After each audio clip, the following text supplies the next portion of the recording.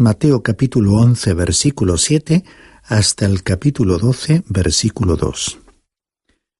Nuestro programa anterior terminaba con Juan el Bautista en la prisión, enviando a 2 de sus discípulos a Jesús para preguntarle lo siguiente: ¿eres tú el que había de venir o esperaremos a otro? Él tenía motivos para suponer que el rey ocuparía su trono en aquellos días, pero sus pensamientos se debatían entre la confusión y las dudas a causa de la demora en el establecimiento del reino. Jesús le había respondido citando al profeta Isaías, demostrando que él tenía las credenciales que el Antiguo Testamento afirmaba que el Mesías tendría. El Señor continuó hablando y con sus palabras Jesús honró a Juan el Bautista. Leamos los versículos 7 al 10. Mientras ellos se marchaban, Jesús comenzó a hablar a las multitudes acerca de Juan. ¿Qué salisteis a ver en el desierto? ¿Una caña sacudida por el viento? Mas, ¿qué salisteis a ver? ¿Un hombre vestido con ropas finas? Mirad, los que usan ropas finas están en los palacios de los reyes. Pero, ¿qué salisteis a ver? ¿A un profeta? Sí, os digo, y uno que es más que un profeta. Este es de quien está escrito: He aquí yo envío mi mensajero delante de tu faz, quien preparará tu camino delante de ti. Aunque generalmente los intérpretes han considerado que aquí la caña se utilizó para explicar lo que Juan no era, yo prefiero pensar que Juan era como un viento que sacudía las cañas. En nuestro tiempo, muchos mensajes proclamados desde el púlpito son débiles en su impacto e influencia, estando sometidos a las preferencias de los que oyen. Es como si el mismo púlpito fuese una caña sacudida por diversos vientos. Gracias a Dios que Juan el Bautista era como un viento que sacudía las cañas. Además, el Señor resaltó que Juan representaba el cumplimiento de la profecía del libro del profeta Malaquías, capítulo 3, versículo 1. Era el mensajero especialmente elegido para presentar el Mesías a Israel. De acuerdo al Evangelio de Juan, capítulo 1, versículos 21 al 23, Juan el Bautista era tan solo la voz del que clama en el desierto. Leamos el versículo 11, pues Jesús continuó diciendo: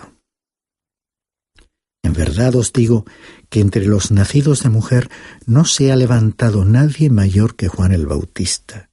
Sin embargo, el más pequeño en el reino de los cielos es mayor que él. A veces se ha debatido la cuestión de quién fue el más importante frente a personajes como Abraham, Moisés o David. Aquí Jesús declaró que Juan el Bautista había sido más grande que nadie en la historia pasada. Ningún personaje pudo superar a Juan el Bautista. Pero aquí también dice que el más pequeño en el reino de los cielos es mayor que él. Cuando el Señor Jesús vino, comenzó a llamar a un grupo de personas que fueron incluso mayores que Juan el Bautista. ¿Cómo pudieron ser ellos más importantes? Por estar unidos a Cristo y revestidos de su justicia. Leamos el versículo 12, porque Jesús además dijo: Y desde los días de Juan el Bautista hasta ahora, el reino de los cielos sufre violencia y los violentos lo conquistan por la fuerza. Este es un versículo difícil de interpretar porque la citada fuerza puede ser interior o exterior. Es cierto que las fuerzas externas del mal, desde fuera, tratan de destruir al reino por la fuerza. Pero también es cierto que aquellos que están sinceramente comprometidos presionan, es decir, que tratan de entrar al reino violentamente. Esta expresión tiene connotaciones de necesidad y desesperación. Ya hemos visto a aquel joven que corrió y se postró a los pies de Jesús diciendo: Maestro, te seguiré a donde quiera que vayas. Tenemos pues estos dos aspectos. Al reflexionar sobre ello, no tengo claro qué quiso decir él exactamente. Puede que se haya referido a ambos aspectos. Leamos ahora los versículos 13 al 15 en los que Jesús añadió: porque todos los profetas y la ley profetizaron hasta Juan. Y si queréis aceptarlo, él es Elías, el que había de venir. El que tiene oídos, que oiga. Juan el Bautista había cumplido la predicción del mensajero que iba a venir, de acuerdo al citado pasaje de Malaquías capítulo 3, versículo 1. Podría surgir la pregunta: si Israel hubiese aceptado a Cristo en su primera venida, ¿habría él establecido el reino inmediatamente y Juan el Bautista habría sido Elías? La respuesta es afirmativa. No sé cómo podría haber ocurrido algo así, pues solo sé que esto es lo que Jesús dijo. Algunos podrían argumentar que si Cristo tenía la intención de ir a morir a la cruz, entonces su ofrecimiento como rey no era sincero. Por supuesto que fue sincero. Bueno, el caso es que, continuando con su actitud de alejamiento de Dios y su revelación, ya evidente en los tiempos del Antiguo Testamento, los judíos no le aceptaron, le rechazaron y le persiguieron. Así es que las preguntas hipotéticas plantean problemas inexistentes. Los dos versículos siguientes incluyen una de las parábolas del Señor expresada con sarcasmo e ironía, y que él no pronunció para herir ni hacer daño, sino para ilustrar una gran verdad. Leamos los versículos 16 y 17. Pero, ¿con qué compararé a esta generación? Es semejante a los muchachos que se sientan en las plazas, que dan voces a los otros y dicen: os tocamos la flauta y no bailasteis, entonamos endechas y no os lamentasteis. Aquí tenemos la imagen de muchachos que son como niños mimados, que se encaprichan, van de un comportamiento extremo a otro y nada les complace. Así era la generación a la que Jesús estaba hablando, y así es también nuestra generación. Continuamos leyendo los versículos 18 y 19. Porque vino Juan que no comía ni bebía, y dicen: tiene un demonio. Vino el Hijo del Hombre que come y bebe, y dicen: mirad, un hombre glotón y bebedor de vino, amigo de recaudadores de impuestos y de pecadores. Pero la sabiduría se justifica por sus hechos. Juan era austero y severo, y aquellas personas no se sintieron cómodas con él.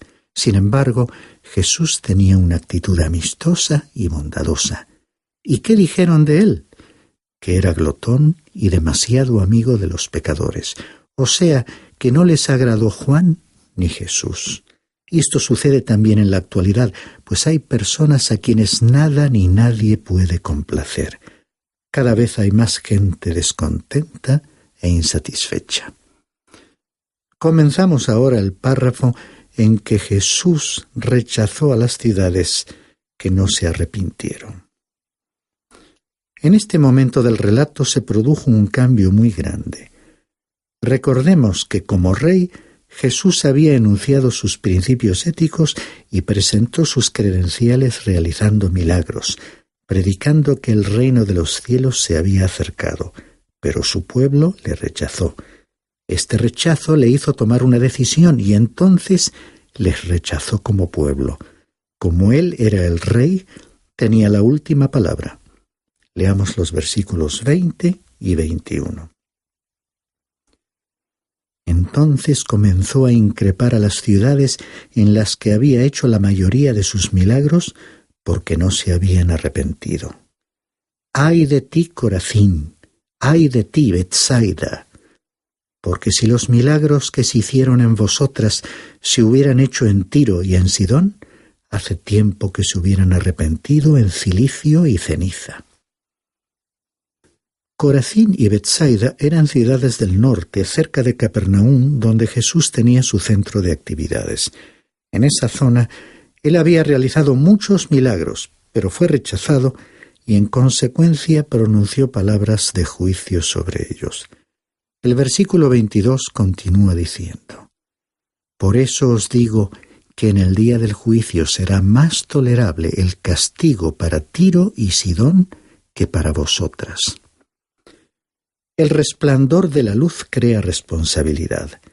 El Señor nunca realizó actividades ni fijó su residencia en Tiro o en Sidón, pero pasó mucho tiempo en la zona de Corazín y Betsaida. Teniendo en cuenta la luz que sus habitantes habían recibido, les consideró responsables. Yo creo que habrá diversos grados de castigo, así como de recompensa, cuando llegue el momento del juicio de Dios. Incluso en nuestra época hay muchas personas que han tenido la gran oportunidad de recibir a Cristo en sus vidas, pero le han vuelto la espalda. Sin entrar en muchos detalles, debo decir que ignoro qué actitud tendrá Dios con aquella persona que vive en una pequeña y remota isla, que nunca ha escuchado el Evangelio y que persiste en inclinarse ante sus ídolos para adorarlos. También desconozco qué va a hacer Dios con aquella persona que todos los domingos asiste a la iglesia, escucha el Evangelio y no hace nada al respecto. Pasemos ahora a los versículos 23 y 24, donde Jesús habló de Capernaum, su centro de actividades. ¿Y tú, Capernaum, acaso serás elevada hasta los cielos? Hasta el Hades descenderás.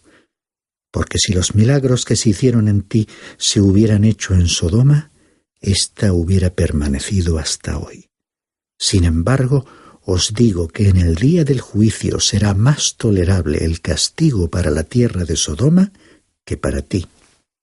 ¡Qué privilegio el de aquella ciudad al tener allí Jesús su centro de operaciones! Pero sus habitantes le rechazaron.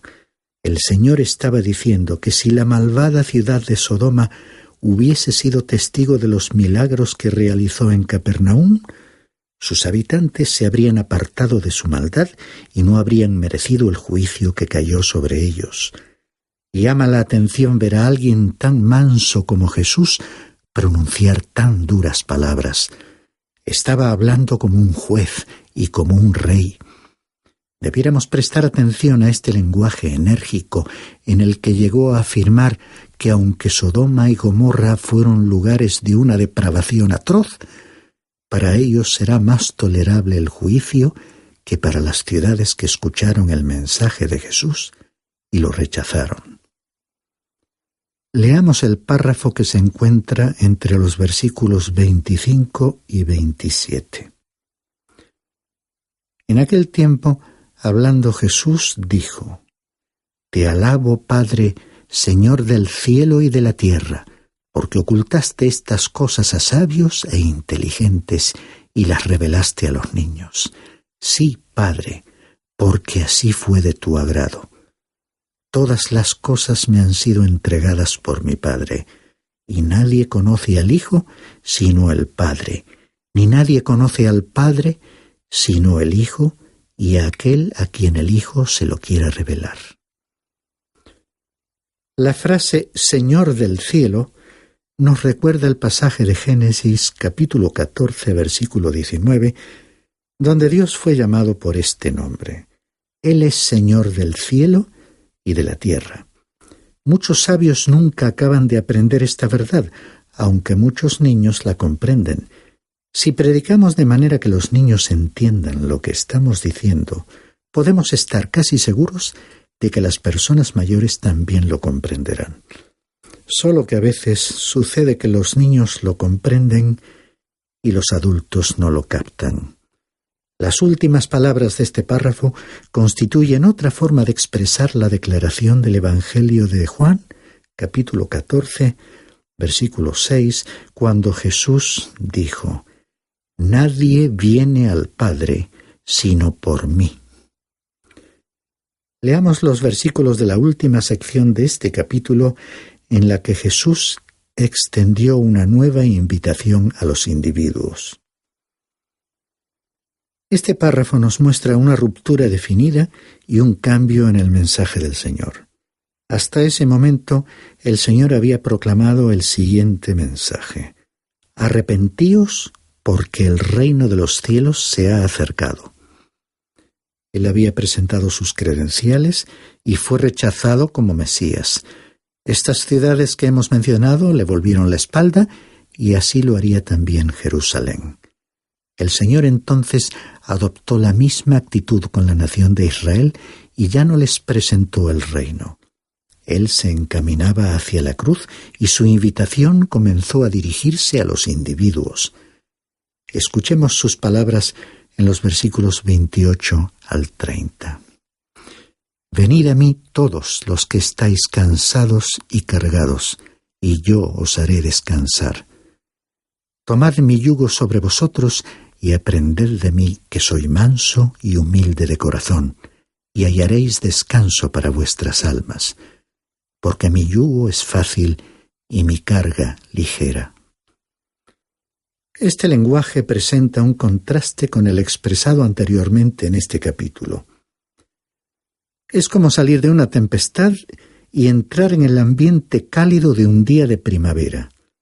Es como pasar de la tormenta a la calma apacible, y como salir de las tinieblas y entrar en la luz. Este fue un nuevo mensaje de Jesús, quien se apartó de la nación en un sentido colectivo para dirigirse al individuo. Ya no proclamaba el anuncio nacional de un reino, sino una invitación personal para encontrar el descanso de la salvación. Cuando él habló de los que estaban cargados, se estaba refiriendo a estar agobiados por el pecado. La misma figura había sido utilizada por el profeta Isaías en su primer capítulo, versículo 4. ¡Ay, nación pecadora! Pueblo cargado de iniquidad, generación de malvados, han abandonado al Señor, se han apartado de Él. Y también encontramos la misma imagen en el Salmo 38, versículo 4, que dice: mis iniquidades, como pesada carga, pesan mucho para mí. Estimado oyente, el pecado es demasiado pesado como para que lo lleves. El único lugar en el mundo donde puedes dejar tu carga es en la cruz de Cristo. Él la llevó por ti y te invita a venir a Él trayendo tu carga de pecado. Él puede perdonarte porque en la cruz llevó la carga de tu pecado. Esta invitación del Señor para los que estaban muy cansados y cargados, ofreciendo descanso, se refiere a la salvación del pecador por medio de Jesucristo.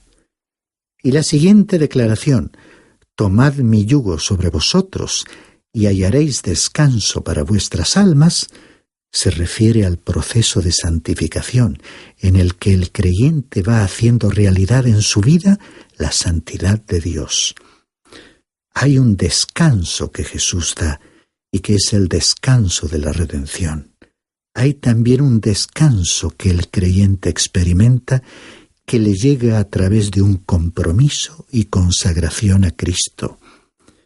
Cuando te hayas comprometido con Cristo, ya no tendrás que preocuparte por ser reconocido por los demás, ni tendrás que maniobrar para ocupar un determinado lugar o posición.